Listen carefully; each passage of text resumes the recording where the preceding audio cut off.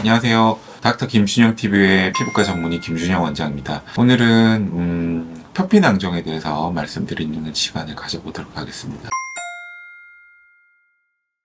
표피낭종인데 이제 짰는데 그거는 애초에 이제 표피낭종이 아니었을 수도 있고요. 여드름이나 뭐 종기, 모낭염 이런 것들도 이제 부었을 때는 그렇게 보이는 경향이 있거든요. 먼저 구분하는 게 맞을 것 같아요. 만약에 표피낭종이라고 해도 짠다고 뭐 피만 나오는 게 아니라 그걸 한다고 이제 해결이 되진 않아요. 이제 표피가 진피 밑에 이제 위치를 하게 되면 그게 이제 표피는 원래 증식을 하면서 각질층이 쌓이게 되거든요. 이제 때라고 그러는데 그게 이제 쌓이면서 이제 점점 커지게 되는 그런 게 이제 표피낭종이에요. 그 주머니 자체, 그러니까 생겨진 낭 자체를 제거를 하지 않으면 그게 이제 해결이 안 되거든요.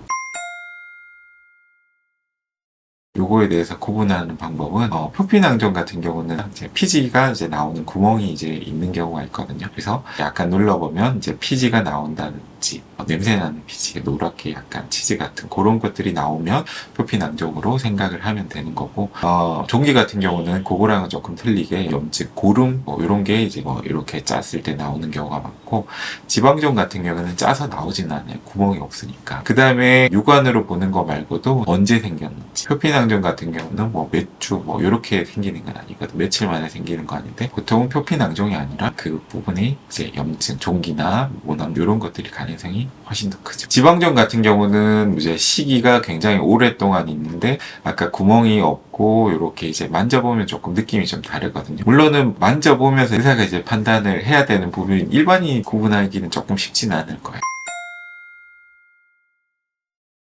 네, 그럼요. 면역이 떨어졌다든지 아니면 뭐 음주나 뭐 이런 걸 했을 때도 그렇고 그 부분에 염증이 생길 수 있어요. 또 많이 만지다 보면 또 염증이 생겨 터지기도 하고 그런 상황에서 이제 붓고 피가 나고 뭐 이런 증상이, 통증도 있고 그런 증상이 생길 수 있겠죠.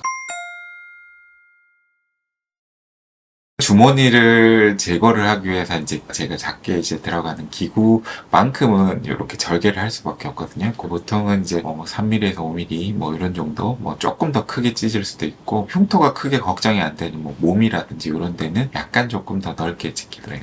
절개를 하기도 하는데 뭐 1cm, 2cm 이런 식으로 넓게 제거하진 않아요.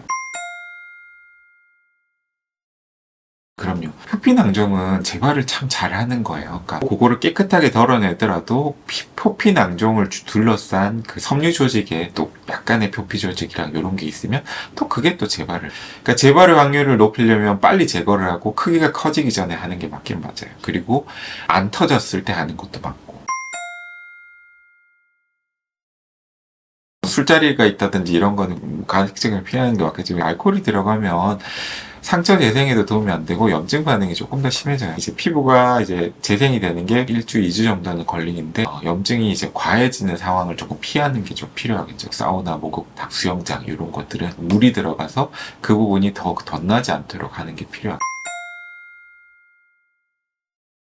절대로 암은 안 돼요. 크기가 커질수록 이 재발확률이 더 올라가요. 시간이 점점 지나면 낭을 둘러싼 섬유질이 두꺼워진단 말이에요. 그래서 제거하기도 힘들어질 뿐만이 아니라 그 부분에서 그냥 재발확률도 더 올라가요.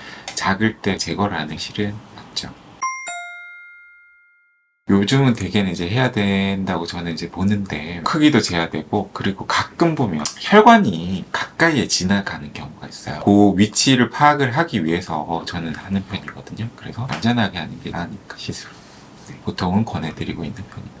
오늘 이렇게 표피낭종에 대해서 간략하게 얘기를 드려봤는데요. 다음번에도 많이 물어보는 질문들을 조합을 해서 한 번 더 얘기하는 시간을 가져보도록 하겠습니다. 감사합니다.